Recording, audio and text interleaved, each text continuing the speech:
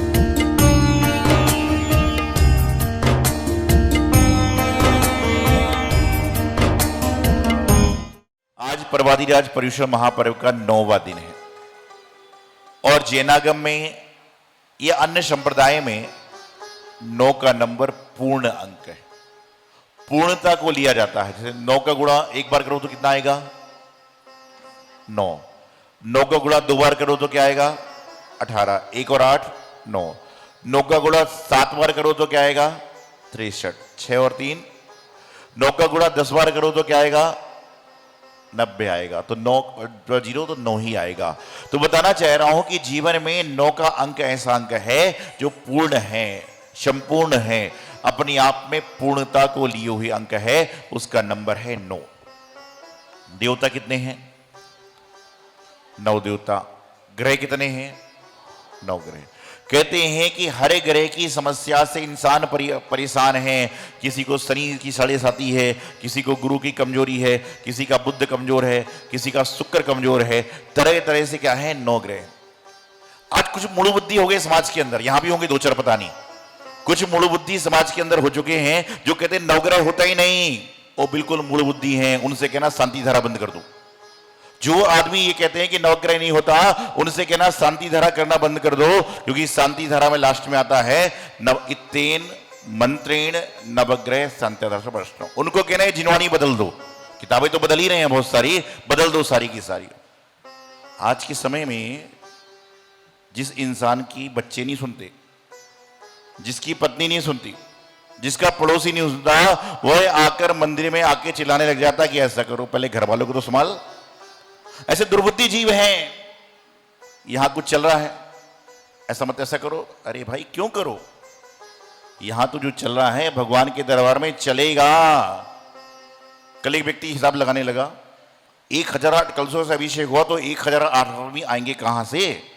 मैंने उसको कहा अरे मूल बुद्धि, 1008 कलश हो रहे हैं, लेकिन एक व्यक्ति 24 कलश तो कर रहा है, तो 108 आदमी तो डेली अभिषेक करते हैं।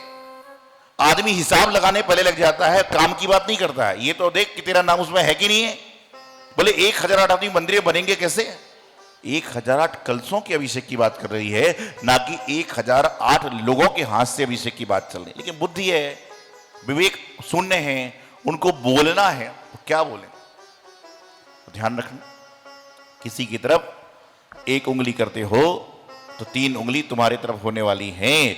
किसी को गाली देने का प्रयास करोगे तो गोली निश्चित रूप से तुम्हें लगने वाली है, और किसी को नमकीन दोगे तो मीठा खाने को मिल जाएगा। तो बता रहा था कि हर ग्रह की पीड़ा के अलग अलग मंत्र हैं, अलग अलग तीर्थंकर की जाप है, और सारी की सारी व्यवस्थाएं हैं। गुरुदेव कहते हैं कि इंसान 9 ग्रह की जो पीड़ा है उससे तो बच सकता है कहीं ना कहीं, लेकिन 10वें नंबर का जो ग्रह इस समय सबसे ज्यादा खतरनाक है, उनसे बचना इंसान को मुश्किल है। कौन सा है? परिग्रह। क्या है? परिग्रह जो है ना, इससे बचना संसार में बहुत मुश्किल है। परिग्रह एक ऐसा ग्रह है कि 9 ग्रह से तो कोई ना कोई आपको बचा लेगा, लेकिन परिग्रह से आप बच नहीं सकते। और जैसे जैसे जीवन में परिग्रह बढ़ेगा, वैसे वैसे आपका संसार बढ़ता रहेगा। जीवन में 4 प्रकार के पकार से बचो। होता ना, अकार, बकार, टकार, इस तरह से पकार होता है। गुरुदेव कहते थे कि 4 प्रकार के पकार से बचने का प्रयास करो। जो इससे बच जाएगा उसके जीवन का कल्याण निश्चित है। उन्होंने सबसे कहा, पहले कहा परिचय। परिचय समझते ना क्या होता है? इंट्रोडक्शन इसको कहते हैं। परिचय आज के जमाने में ऐसा है कि इंसान खाली बैठेगा नहीं। गाड़ी में चल रहा है तो गाड़ी में भी परिचय निकालने लग जाएगा, ऑटो में चल रहा है तो परिचय निकालने लग जाएगा, मंदिर में दूर दूर बैठे हुए हैं और मालूम चल जाए कि हमारे कुनबे का कोई आदमी है तो कुर्सी एकदम पास में चिपक जाएगी। जगह नहीं होगी तो 3 पे 2 बैठ जाएंगे, और पहले 2 में 2 नहीं बैठ पा रहे थे। तो जैसे ही जैसे परिचय बढ़ेगा वैसे ही वैसे परिवार भी बढ़ेगा। पहले परिचय, वैसे तो मैं हमेशा एक बात कहता हूं कि पहले होता है परिचय, फिर होता है, क्या होता है बताओ? अरे शादीशुदा तो बोल दो भाई। पहले होता है परिचय, उसके बाद होता है परिणय। क्या होता है? पहले परिचय हुआ, आपने इंट्रोडक्शन हुआ होगा जब देखा करा होगा तो क्या हुआ?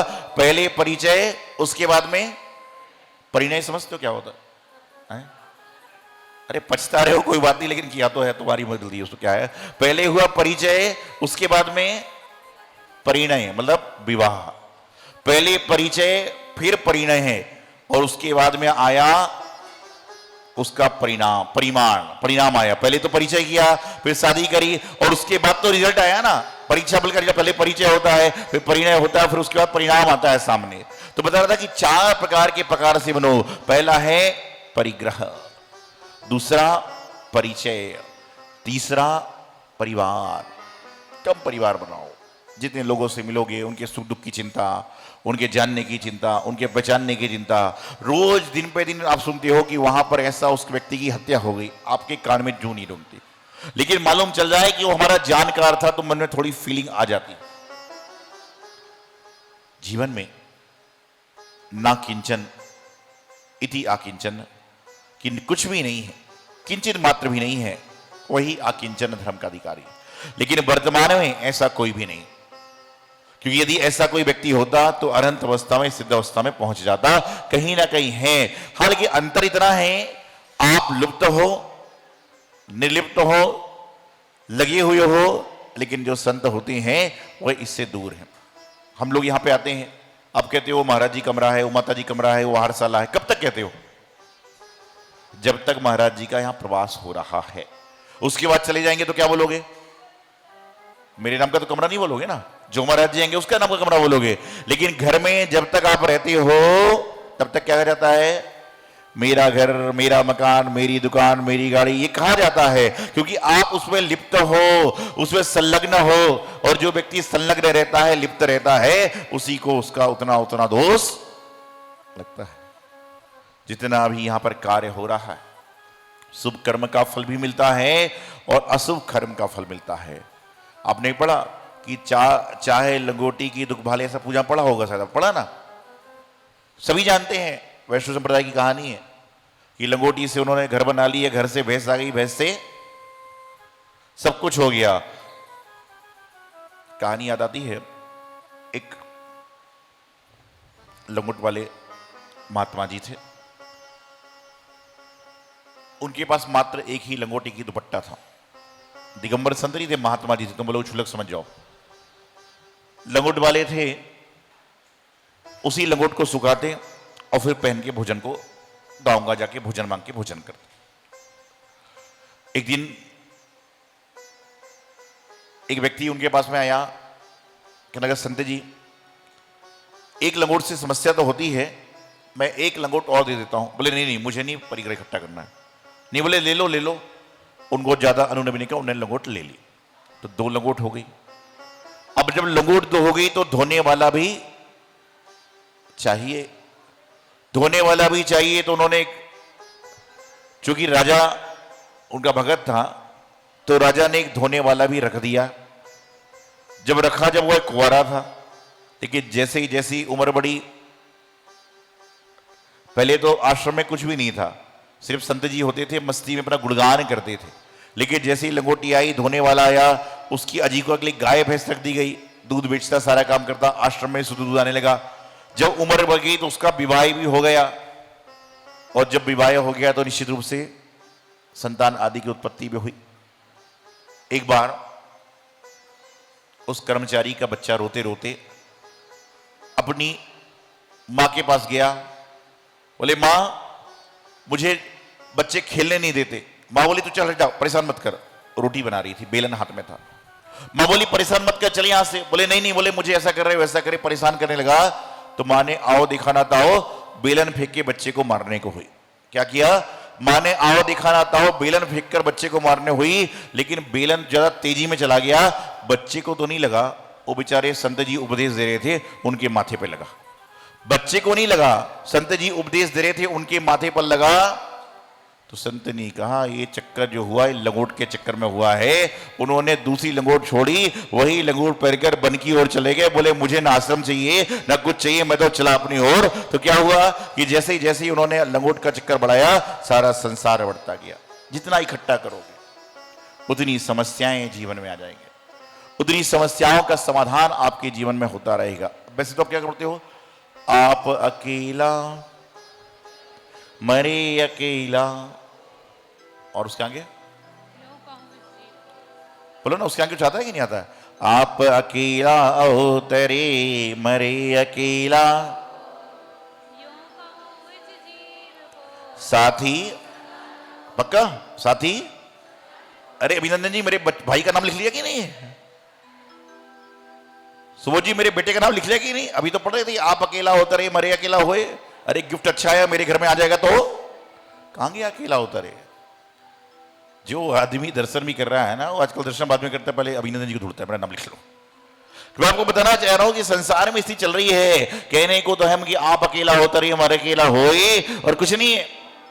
जन्म के साथ अकेला है और मरण के साथ में अकेला है। ध्यान रखना कि आते हो, जन्म तब अलग कैसा होता है, नग्न रूप में होता है, और जाते समय सोचो कोई व्यक्ति मर जाए और उसके गले में बहुत लाखों रुपए का नेकलेस हार हो, क्या करेंगे आदमी, घर वाले हैं? जाने देंगे, जाने दो बहुत प्रियता है, जाने देंगे, निकाल लेंगे, निकाल लेंगे। अच्छा अंगूठी हो गई, अंगूठी हीरे की अंगूठी, अच्छा निकल नहीं रही है, बहुत टाइट है, क्या करेगा आदमी? अरे बोले मर तो गया, ये उंगली काट दो। वो तो चला ही गया, उंगली तो काटी दो, बोले क्या होगा? फिर कहते हैं, मतलब मैं हमेशा कहता हूं कि आता है जब आदमी नग्न आता है और जाता है जब भी नग्न जाता है, तो बीच में दंगे फसाद क्यों करता है? जीते मरता, जीते लकड़ी मरते लकड़ी, किस्सा कहानी लकड़ी का, किनम जी कहानी है कि जीते भी लकड़ी मरते भी लकड़ी, हर समय लकड़ी है और उसी लकड़ी का दुरुपयोग कर रहे हो, पेड़ कटवाते जा रहे हो। यही मंगल शुभभावना गुरुदेवाचार्य सिद्धांत सागर जी महाराज की।